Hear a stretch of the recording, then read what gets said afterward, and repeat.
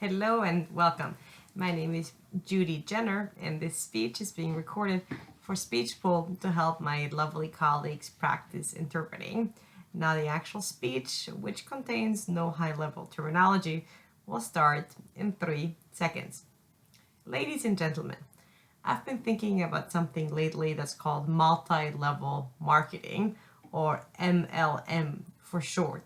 And I've been thinking about this because I recently had to interpret at an unnamed MLM company, and some of the things I saw and heard were a little bit troubling. And I've been thinking about the bigger picture of multi-level marketing and how it fits in the national economy, and especially for women. Now, if you think about a traditional multi-level marketing company, I would usually think about something like Mary Kay Cosmetics or Avon Cosmetics. And I think that business model, when it started many decades ago, was a powerful tool for women who back then were mostly homemakers and stayed home with the kids, for them to have an opportunity to make some money without having to leave the home at least too much, or without having to have a traditional 9 to 5 job. So I think back then, especially Mary Kay was kind of pioneering in the economy to get women into the workforce in a perhaps non-traditional way, but in a way that allowed them to make potentially a significant amount of money. And I think that's very powerful. I read the founder's book. Her first name is also Mary Kay, as you might have guessed, a few years ago. And I remember being pretty impressed. But there are significant shortcomings to the model of multi-level marketing. And the main one is that, well, the entire model, by definition, only allows you to be successful if you build on your own business. So it's a typical pyramid. That's why it's also called a pyramid scheme, which is obviously much less flattering than multi-level marketing. But essentially that's what it is. You have to create a basis of people who work for you, and then you basically take commission of their sales in perpetuity, so forever. You can't really make a lot of money, from what I understand, at most multi-level marketing companies, unless you start acquiring affiliates, they're called, or sometimes partners, depending on the company. So if I decided to sell Mary Kay today, I would have to buy the products at a discount from Mary Kay, or I could get a starter kit, and then I would sell that at the retail price to whoever my friends and family are. But that model in itself wouldn't be that lucrative. You'd really have to have a few people who start working for you and start selling for you to really make some money. All those stories that you hear that women are driving around in pink Cadillacs, which is this coveted car that the top sellers for Mary Kay get, they really rely on other people working for them, which it isn't unlike a traditional economy, right? I mean, if you start at a company, you usually won't make the most money if you're an entry-level employee and don't have anybody reporting to you. You usually make more money when you have people working for you, a team. So it's not that different.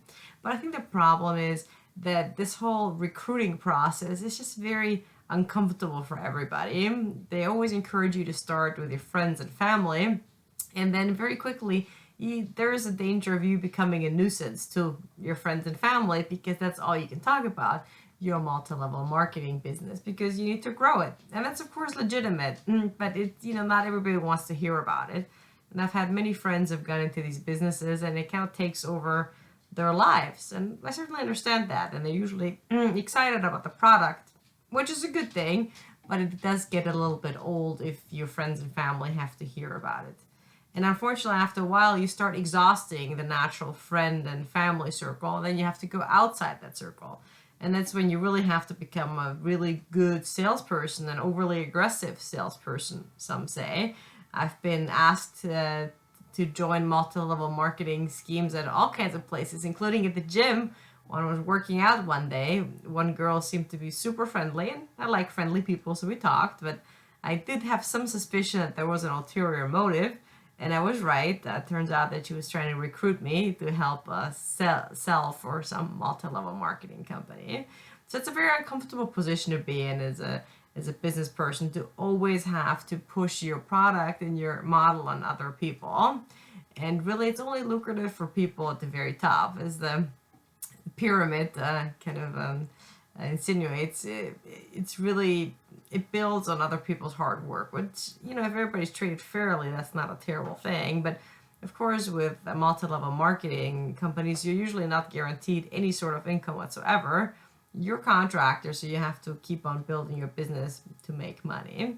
And some products are fantastic. For example, I don't have a problem in itself with Mary Kay or Avon. Those are good products. Those are good cosmetics that, you know, I just don't really know if the model still works in this century because we have the internet now.